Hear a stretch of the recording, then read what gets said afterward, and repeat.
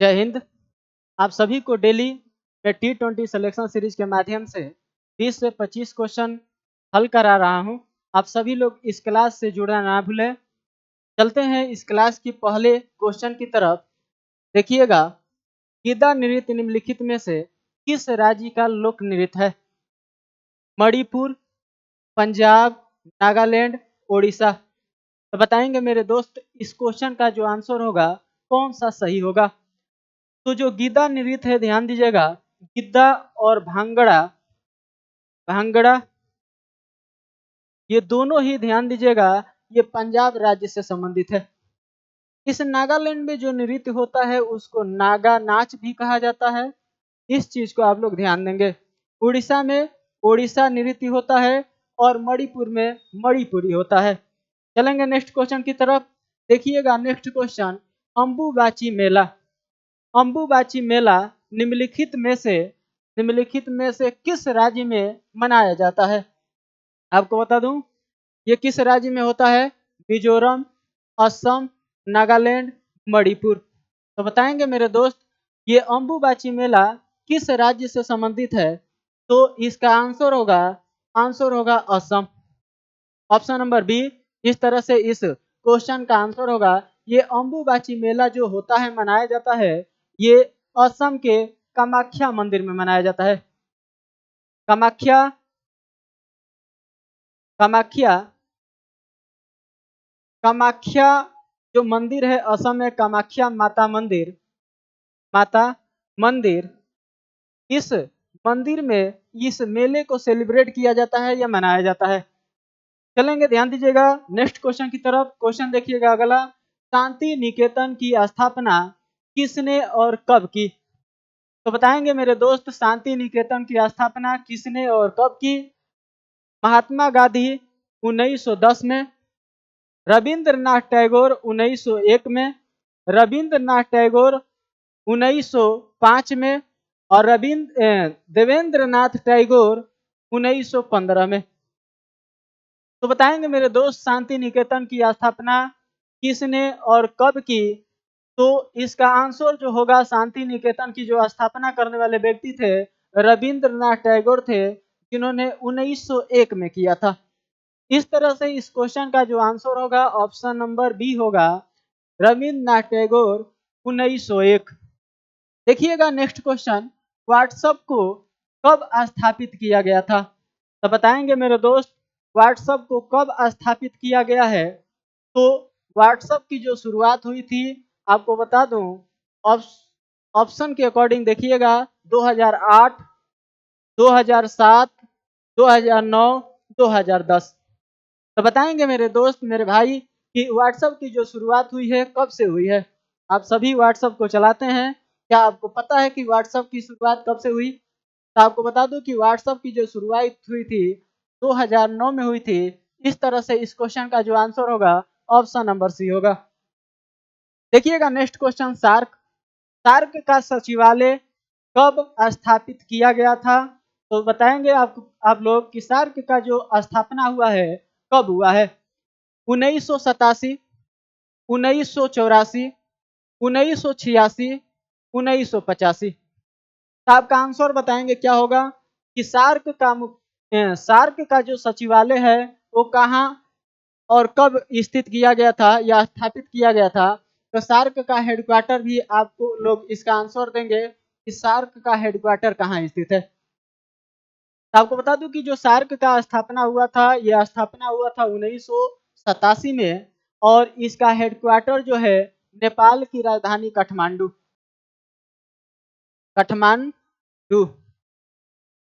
काठमांडू ये नेपाल की राजधानी काठमांडू में हुआ था।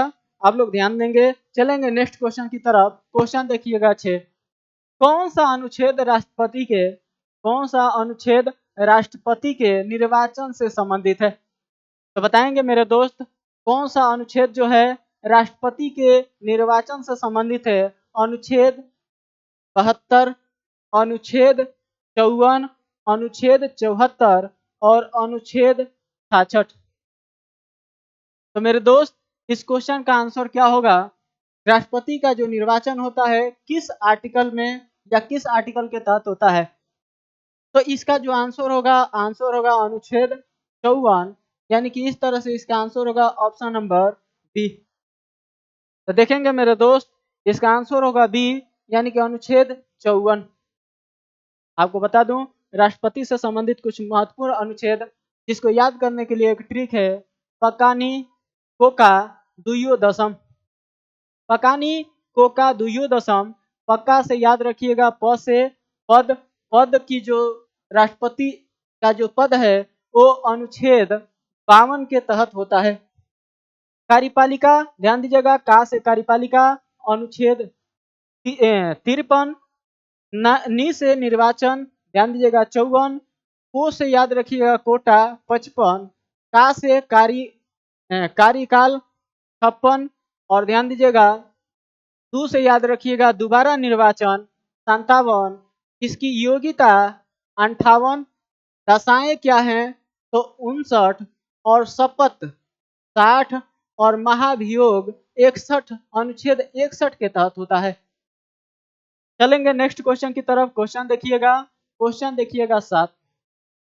जल निकायों के संदर्भ में लघु ज्वार भाटा कब आते हैं? तो बताएंगे मेरे दोस्त कि लघु ज्वार भाटे कब आते हैं? जब पृथ्वी, चंद्रमा और सूर्य एक सीधी रेखा में आते हैं, या जब सूर्य और चंद्रमा विपरीत दिशा में होते हैं, या जब महाद्वीपों द्वारा बहुत अधिक हस्तक्षेप होता है, या जब सूर्य और चंद्रमा एक दूसरे के समकोण पे होते हैं।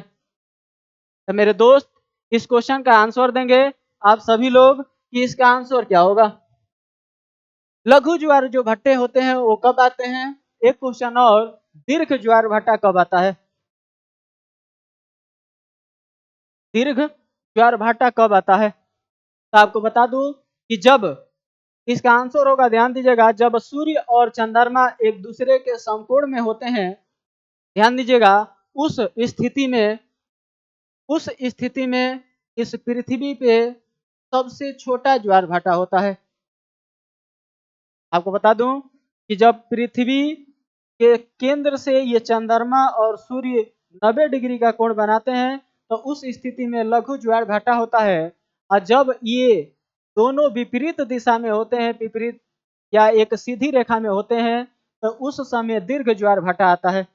आपको बता दूं कि 24 घंटे में 2 ज्वार भाटे होते हैं।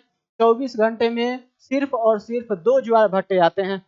जल के उठने को ध्यान दीजिएगा, जल के उठने को ज्वार कहा जाता है। किसी भी समुद्री जल के उठने को ज्वार और उसके गिर के वापस जाने को भाटा बोला जाता है।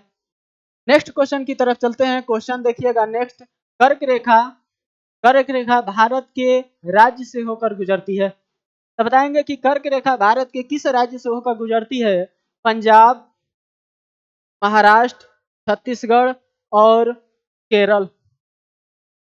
तो मेरे दोस्त कर्क रेखा आपको बता दूं तो भारत के 8 राज्यों से होकर गुजरती है, जिसके लिए ट्रिक है, ट्रिक याद रखिएगा,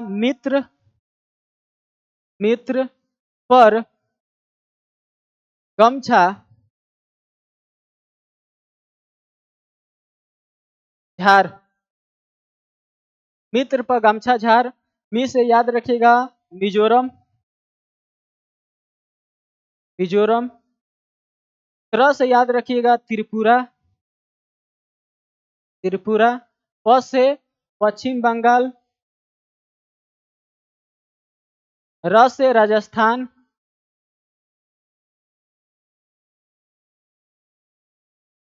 ग से याद रखिएगा गुजरात, म से मध्य प्रदेश,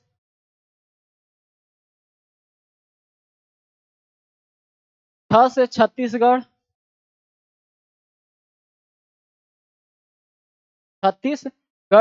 और झार से याद रखिएगा झारखंड। तो इस तरह से मेरे दोस्त जो भारत के बीचों बीच से गुजरने वाली अक्षांश रेखा है कर्क रेखा, या 23.5 डिग्री अक्षांश या उत्तरी अक्षांश रेखा ये भारत के बिल्कुल मध्य से होकर गुजरती है, जो भारत के 8 राज्यों से होकर गुजरती है। मिजोरम, त्रिपुरा, पश्चिम बंगाल, राजस्थान, गुजरात, मध्य प्रदेश, छत्तीसगढ़ और झारखंड शामिल हैं। तो आपको बता दूं मेरे दोस्त, अकॉर्डिंग टू ऑप्शन इसका जो आंसर होगा ऑप्शन नंबर सी, छत्तीसगढ़। चलेंगे नेक्स्ट क्वेश्चन की तरफ। क्वेश्चन देखिएगा नेक्स्ट, निम्नलिखित का सही मिलान कीजिए। तो मेरे दोस्त इस क्वेश्चन का आंसर देंगे, निम्नलिखित का सही मिलान करना है। एक तरफ राज्य है और एक तरफ जैव मंडल है, बायो रिजर्व। तो इन नेशनल पार्कों को मिलाना है कि किस राज्य से संबंधित हैं। तो बताएंगे मेरे दोस्त, असम, मध्य प्रदेश, उड़ीसा और मेघालय, इनमें अकॉर्डिंग टू ऑप्शन कौन से नेशनल पार्क यानी कि बायोस्फीयर या बायो रिजर्व आते हैं। तो ध्यान देंगे मेरे दोस्त, इसका जो आंसर होगा क्या होगा, तो असम से संबंधित जो बायो रिजर्व है वो है, ध्यान दीजिएगा, मानस। तो ये इस तरह से असम का जो होगा सी होगा। और ध्यान दीजिएगा पहला का आंसर एक ही में दिख रहा है, सी, ऑप्शन नंबर ए। तो इस तरह से आंसर होगा ऑप्शन नंबर ए, यानी कि असम में मानस बायो रिजर्व है। मध्य प्रदेश में ध्यान दीजिएगा कौन सा है, तो मध्य प्रदेश में है पंचगढ़ी, पाना, ये सारा कान्हा मध्य प्रदेश से संबंधित है। उड़ीसा में कौन सा है, तो उड़ीसा में ध्यान दीजिएगा, उड़ीसा में है सिमलीपाल। और मेघालय में नोक रेक। तो इस तरह से इसका जो आंसर होगा ऑप्शन नंबर पहला होगा। आप लोग देखिएगा बायो रिजर्व असम में जो है मानस, काजीरंगा, ये असम से संबंधित है। मध्य प्रदेश में पंचगढ़ी, पन्ना, कन्हा, ये सभी मध्य प्रदेश से संबंधित है। उड़ीसा में सिमलीपाल और मेघालय में नोकरेक है। चलेंगे नेक्स्ट क्वेश्चन की तरफ। क्वेश्चन देखिएगा, निम्नलिखित का मिलान कीजिए। ये भी एक तरफ नेशनल पार्क दिया है और दूसरी तरफ संबंधित जानवर, यानी कि जो ये बायो रिजर्व है ये किस जानवर से संबंधित है या किस जानवर के लिए स्पेशल है, तो इसका आंसर देना है। तो देखेंगे मेरे दोस्त, जो गिर राष्ट्रीय उद्यान है ये किस जानवर से संबंधित है, तो गिर राजाजी राष्ट्रीय उद्यान, केवलादेव राष्ट्रीय उद्यान और काजीरंगा राष्ट्रीय उद्यान। तो आपको बता दूं मेरे दोस्त, तो इसका जो आंसर होगा क्या होगा, तो आपको बता दूं कि काजीरंगा आप सभी लोग जानते हैं एक गेंडे के लिए, यानी कि एक सींग के गेंडे के लिए ये प्रसिद्ध है। तो इस तरह से काजीरंगा, ध्यान दीजिएगा, ऑप्शन नंबर ए से संबंधित है। तो ध्यान दीजिएगा चौथा में जो आंसर है दिया है ए, 2 लिख रहा है। इस तरह से ऑप्शन नंबर बी और डी दोनों खत्म हो गया। तो इसमें से ए और सी में से आंसर देना है। बताएंगे गिर राष्ट्रीय उद्यान गुजरात में स्थित है, काजीरंगा असम में है। काजीरंगा ध्यान दीजिएगा ये असम में राष्ट्रीय उद्यान है। तो बताएंगे मेरे दोस्त, और अगला कौन सा होगा, तो आपको बता दूं कि जो पहला गिर राष्ट्रीय उद्यान है ये शेर से संबंधित है। तो इस तरह से पहला का जो आंसर होगा सी होगा। उसके बाद से जो दूसरा है ये राजा जी हाथी के लिए प्रसिद्ध है और केवलादेव जो है साइबेरियन क्रेन के लिए प्रसिद्ध है। इस तरह से इसका जो आंसर होगा, ध्यान दीजिएगा पहला का जो आंसर होगा, पहला शेर यानी कि सी, यानी कि इस तरह से ऑप्शन नंबर ध्यान दीजिएगा सी सही होगा। यानी कि गिर राष्ट्रीय उद्यान ध्यान दीजिएगा शेर के लिए प्रमुख है, राजा जी हाथी के लिए, केवलादेव ध्यान दीजिएगा साइबेरियन क्रेन या क्रोच, और ध्यान दीजिएगा काजीरंगा राष्ट्रीय उद्यान ये संबंधित है एक सींग के गेंडे के लिए। चलेंगे नेक्स्ट क्वेश्चन की तरफ। क्वेश्चन देखिएगा अगला, निम्नलिखित में से कौन सा नाटक हर्षवर्धन द्वारा नहीं लिखा गया है। तो बताएंगे मेरे दोस्त, इनमें से कौन सा नाटक है हर्षवर्धन का नहीं है। तो ध्यान देंगे, विक्रमो उर्वशियम या रत्नावली, नागानंद या प्रियदर्शिका, इनमें से कौन सा जो नाटक है हर्षवर्धन से संबंधित नहीं है। आपको बता दूं हर्षवर्धन की लिखी हुई 3 पुस्तकें हैं, वो तीनों जो संबंधित है, ध्यान दीजिएगा, रत्नावली, नागानंद और प्रिय दर्शिका, ये तीनों जो पुस्तकें हैं ये हर्षवर्धन से संबंधित है। विक्रम उर्वशीयम ये जो पुस्तक है ये कालिदास से संबंधित है। ये कालिदास की ये पुस्तक है, ध्यान दीजिएगा, विक्रम उर्वशी। चलेंगे नेक्स्ट क्वेश्चन की तरफ। क्वेश्चन देखिएगा, 1875 में 1875 में मुंबई में आर्य समाज की स्थापना किसने की थी? तो बताएंगे मेरे दोस्त, आर्य समाज की स्थापना किसने किया है? स्वामी दयानंद सरस्वती, देवेंद्र नाथ टैगोर, स्वामी विवेकानंद या राजा राम मोहन राय? 1875 में मुंबई में आर्य समाज की स्थापना किसने की थी? तो मेरे दोस्त इसका आंसर जो होगा, ध्यान दीजिएगा, आर्य समाज की स्थापना करने वाले जो थे, ऑप्शन नंबर पहला देखिएगा, इसका आंसर होगा स्वामी दयानंद सरस्वती। आपके लिए क्वेश्चन है, ब्रह्म समाज की स्थापना किसने किया था? चलेंगे नेक्स्ट क्वेश्चन की तरफ। क्वेश्चन नंबर देखिएगा अगला, निम्नलिखित देशांतरों में कौन सा भारत की प्रमाणिक माध्य रेखा कहलाता है? तो बताएंगे मेरे दोस्त कि भारत का जो मानक समय रेखा है कौन सा है? तो आपको बता दूं कि जो भारत का मानक समय रेखा है कौन सा है? 87 डिग्री 30 मिनट पूर्वी देशांतर, या 85 डिग्री 30 मिनट पूर्वी देशांतर, या 84 मिनट या 84 डिग्री 30 मिनट पूर्वी देशांतर, या 82 डिग्री 30 मिनट पूर्वी देशांतर? तो बताएंगे मेरे दोस्त, आपका आंसर क्या होगा? भारत का मानक समय रेखा यानी कि जो इंडियन स्टैंडर्ड टाइम है, IST, इंडियन स्टैंडर्ड टाइम, ये भारत कौन से अक्षांश रेखा है यानी कि कौन से प्रमाणिक रेखा है? तो इसका जो आंसर होगा ऑप्शन नंबर डी होगा। 82 डिग्री 30 मिनट पूर्वी देशांतर, ध्यान दीजिएगा, भारत का मानक समय रेखा है या भारत का प्रमाणिक माध्य रेखा है। ध्यान दीजिएगा, इसकी बात करें तो ये जो है ये भारत के, ध्यान दीजिएगा, इलाहाबाद यानी प्रयागराज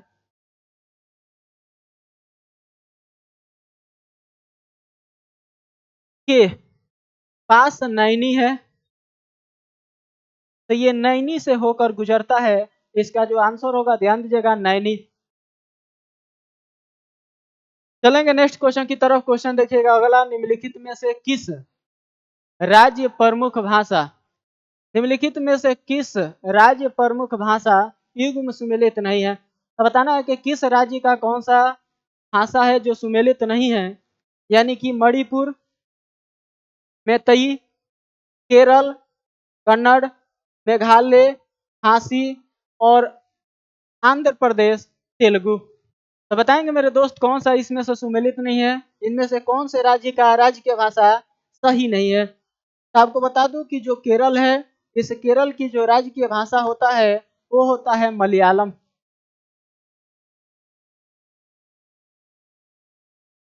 मलयालम। इस तरह से ध्यान दीजिएगा, जो ऑप्शन नंबर दूसरा है ये गलत है। मणिपुर का जो राजकीय भाषा होता है तो मैतई होता है, मेघालय का खासी और आंध्र प्रदेश का तेलुगु इज राइट आंसर। तो इस तरह से इस क्वेश्चन का जो आंसर होगा ऑप्शन नंबर बी होगा। चलेंगे नेक्स्ट क्वेश्चन की तरफ। पृथ्वी पर विश्व का सबसे ऊंचा जलप्रपात कौन सा है? तो बताएंगे, पृथ्वी पर सबसे ऊंचा जलप्रपात, सबसे ऊंचा स्थित जलप्रपात कौन सा है? तो बताना है मेरे दोस्त, एंजल जलप्रपात, या रिबेन जलप्रपात, या गवर्नी जलप्रपात, या जोग जलप्रपात? तो विश्व का सबसे ऊंचा जलप्रपात कौन सा है? तो आपको बता दूं कि इसका जो आंसर होगा ऑप्शन नंबर पहला, एंजिल जलप्रपात। यह विश्व का सबसे ऊंचा जलप्रपात है जो वेनेजुएला में स्थित है।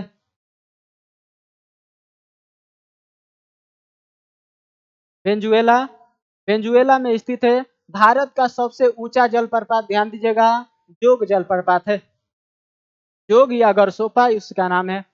देखिएगा next question, Durand line. Durand line किसके साथ भारत की सीमा निर्धारित करता है?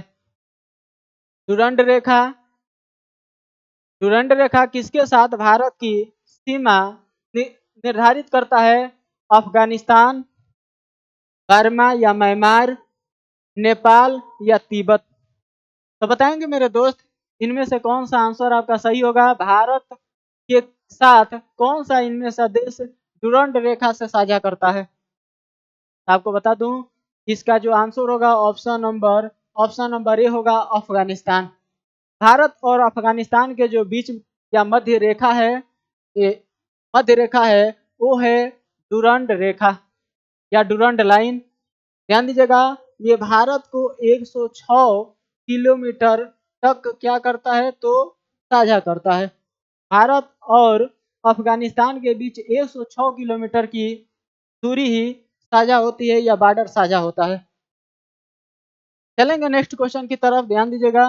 नेक्स्ट क्वेश्चन देखिएगा, यदि अरुणाचल प्रदेश में तीरप अरुणाचल प्रदेश में तीरप में सूर्य उदय 5 बजे प्रातः प्रातः पर होता है तो गुजरात में कांडला कांडला में सूर्योदय किस समय पर होगा? तो आपको बता दूं कि भारत के अरुणाचल प्रदेश से भारत के गुजरात तक जो डिस्टेंस वो है वो लगभग 2 घंटे का है। जब यहाँ सूर्योदय 5 बजे होगा तो यहाँ सूर्योदय गुजरात में ध्यान दीजिएगा ये 7 बजे होगा, इसलिए इसका आंसर होगा ऑप्शन नंबर सी लगभग 7 बजे प्रातः। कंडला ध्यान दीजिएगा गुजरात में स्थित है और ये कंडला एक बंदरगाह है या जिला भी है। चलेंगे नेक्स्ट क्वेश्चन की तरफ। क्वेश्चन देखिएगा 18, भारतीय मानक समय की यमुनोत्तर नहीं गुजरती है। तो बताना है कि भारत की जो मानक समय रेखा है किस राज्य से होकर नहीं गुजरता है। तो आपको बता दूं किस राज्य से, तो इसका answer according to answer Andhra Pradesh, Chhattisgarh, Maharashtra, Uttar Pradesh. तो बताएंगे मेरे दोस्त भारत का मानक समय रेखा यानी कि IST इंडियन स्टैंडर्ड टाइम ये भारत के किस राज्य से होकर नहीं गुजरता है। तो इसको ध्यान दीजिएगा, याद रखिएगा ये भारत का मानक समय रेखा 82.5 डिग्री पूर्वी देशांतर है।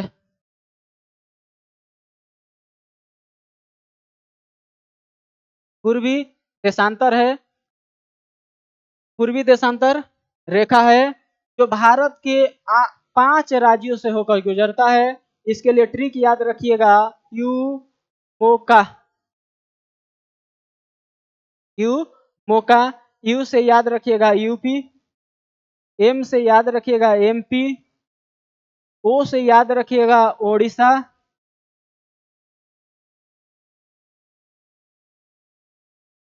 ओडिशा और सी से याद रखिएगा छत्तीसगढ़, छत्तीसगढ़ और ए से आंध्र प्रदेश। इस तरह से मेरे दोस्त ये भारत के 5 राज्यों से होकर गुजरता है, यूपी, मध्य प्रदेश, ओडिशा, छत्तीसगढ़ और आंध्र प्रदेश। तो अकॉर्डिंग टू ऑप्शन ध्यान दीजिएगा यह जो रेखा है महाराष्ट्र से होकर नहीं गुजरता है, तो इसलिए इस क्वेश्चन का जो आंसर होगा ऑप्शन नंबर सी होगा। चलेंगे नेक्स्ट क्वेश्चन की तरफ, निम्नलिखित में से कौन सा या कौन सबसे नवीनतम पर्वत श्रेणी है? तो बताएंगे मेरे दोस्त सबसे नवीनतम पर्वत श्रेणी कौन सा है। तो आपको बता दूं नवीनतम पर्वत श्रेणी कौन सा है, विंध्याचल, अरावली, शिवालिक या अन्नामलाई पर्वत। तो इनमें से कौन सा जो पर्वत है सबसे नवीनतम है या बाद में बना है? तो आपको बता दें मेरे दोस्त तो सबसे पुराना या प्राचीन पर्वत, सबसे पुराना या प्राचीन प्राचीन पर्वत जो है वो है अरावली है। और सबसे नवीनतम जो पर्वत है, ध्यान दीजिएगा, सबसे नवीनतम जो पर्वत है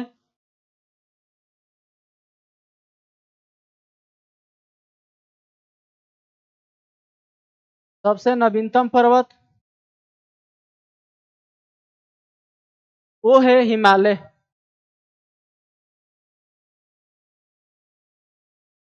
हिमालय। और ध्यान दीजिएगा, हिमालय ध्यान दीजिएगा 4 भागों में विभाजित है।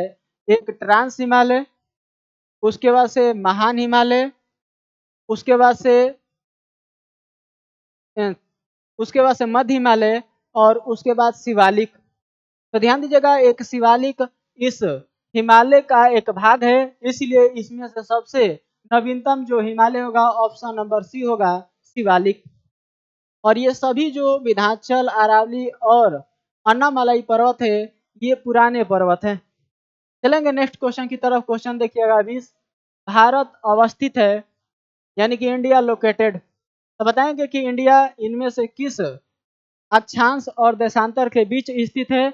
ये आपके लिए होमवर्क। इसका आंसर आप लोग कमेंट बॉक्स में देंगे। देखिएगा नेक्स्ट क्वेश्चन, क्वेश्चन नंबर अगला 21, भारतीय मानक समय भारतीय मानक समय या इंडियन स्टैंडर्ड टाइम निम्नलिखित स्थानों में से किसके समीप से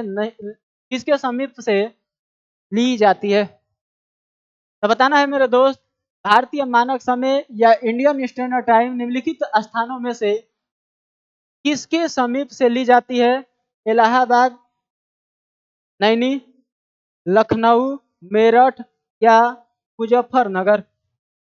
आपको बता दूं मेरे दोस्त, ये जो इंडियन स्टैंडर्ड टाइम है जो 82.5 डिग्री देशांतर पूर्वी देशांतर रेखा है, 82.5 डिग्री पूर्वी देशांतर रेखा।